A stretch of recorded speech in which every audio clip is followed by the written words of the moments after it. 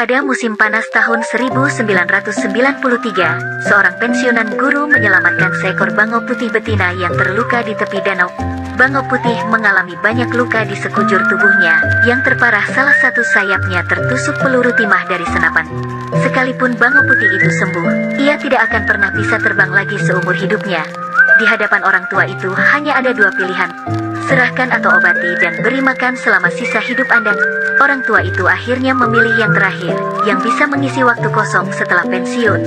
Namun, tidak ada yang menyangka kalau kisah bangau putih selanjutnya ini akan mengejutkan separuh dunia. Presiden Lebanon bahkan mengubah konstitusi negaranya karenanya. Nama lelaki tua ini adalah Vicky.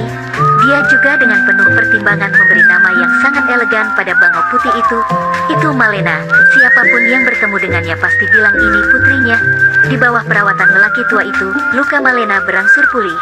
Meski tak bisa lagi terbang jauh, lelaki tua itu tetap membangun sarangnya di luar ruangan agar Malena bisa lebih dekat dengan alam. Di musim dingin, orang tua itu akan membawanya ke dalam rumah. Karena Malena tidak bisa terbang jauh, ia pun kehilangan kemampuan berburu, sehingga lelaki tua itu harus pergi memancing dan kembali memberi makan setiap hari. Seiring berjalannya waktu, Malena semakin mengandalkan Vicky. Setiap kali keluar membeli kebutuhan sehari-hari, Malena akan berdiri di kursi penumpang. Julurkan kepala Anda keluar jendela untuk melihat pemandangan jalanan yang berubah dengan cepat.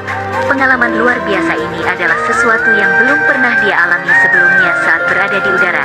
Mereka berjalan-jalan bersama setelah makan malam, berbelanja bersama, dan menyapa orang-orang di kota. Seseorang dan seekor burung menghabiskan 8 tahun dengan bahagia seperti ini. Saat ini, Malena sudah terkenal secara lokal.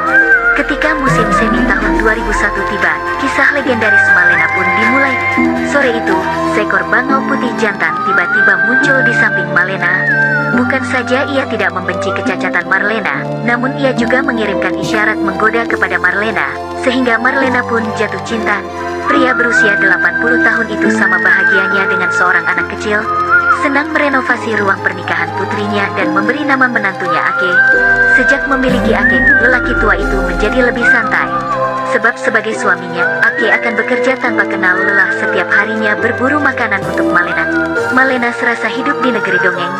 Segera mereka mendapatkan buah cinta yang manis. Sejak memiliki anak, Ake bekerja lebih keras lagi.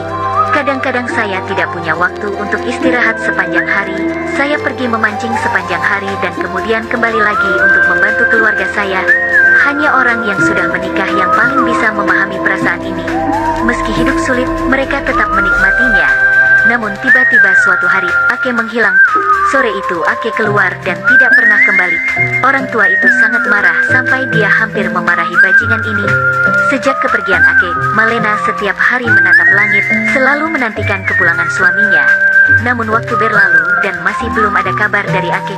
Malena kehilangan banyak berat badan dan bahkan mulai melakukan mogok makan. Karena bangau putih pada dasarnya adalah hewan monogami. Jika ditentukan bahwa satu pihak terbunuh, separuh lainnya akan melakukan mogok makan dan mati. Melihat putrinya kesakitan, lelaki tua itu sangat sedih, sehingga dia tidak punya pilihan selain memberinya makan.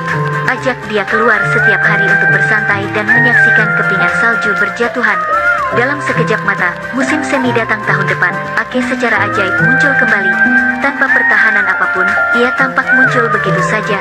Malena menangis bahagia dan hidupnya kembali normal. Ake masih pergi berburu setiap hari dan kembali membantu keluarganya. Barulah lelaki tua itu menyadari bahwa dia telah salah menyalahkan Ake. Ternyata Ake pergi karena naluri burung yang bermigrasi. Setiap musim dingin, mereka terbang bersama tim besar ke Afrika Selatan untuk melakukan pemanasan selama musim dingin. Pada bulan Maret setiap tahun, mereka akan melintasi seluruh laut Afrika dan kembali ke Eropa. Setelah menempuh perjalanan ribuan mil ke Eropa untuk bertemu Malena secepatnya, Ake selalu menjadi orang pertama yang terbang pulang. Untuk tinggal bersama Malena beberapa hari lagi, Ake adalah orang terakhir yang terbang. Perjalanan pulang pergi berjarak 28.000 km. Ini mungkin hubungan jarak jauh terjauh di dunia. Di hari-hari berikutnya, Ake masih berangkat setiap musim dingin. Musim semi kembali datang dan siklus tersebut mulai terulang setiap tahun. Selama ini, semua anak yang mereka besarkan meninggal dunia, hanya menyisakan Ake dan Marlena yang masih saling mencintai seperti dulu. Kisah mereka dengan cepat meledak secara online dan diberitakan oleh media-media besar. Sehingga setiap tahun saat Ake dan Malena bersatu kembali, tak terhitung banyaknya sepasang kekasih muda yang memasuki istana pernikahan. Inilah daya tarik cinta yang tak tergoyahkan. Waktunya segera tiba di musim semi tahun 2017. Marlena seperti biasa berdiri di dekat lampu jalan menunggu suaminya kembali. Namun kali ini Ake melewatkan janji tersebut. Seiring berjalannya waktu migrasi semua burung yang bermigrasi secara bertahap berakhir. Namun sosok Ake masih belum juga muncul. Malena semakin khawatir dan gelisah.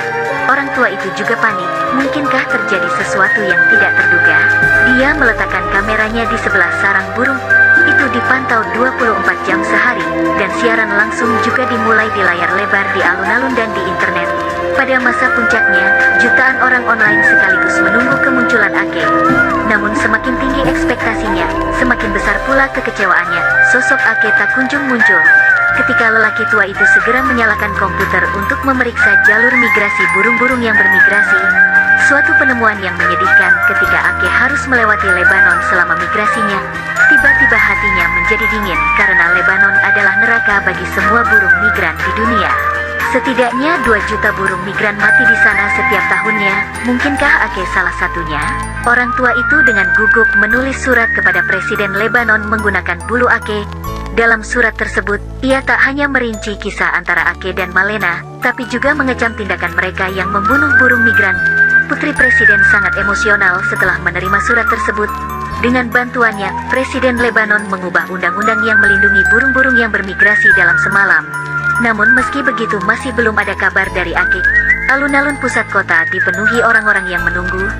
Seiring berjalannya waktu sedikit demi sedikit, semua orang mengira Ake telah menemui sesuatu yang tidak terduga. Seseorang mulai berduka atas Ake. Tiba-tiba,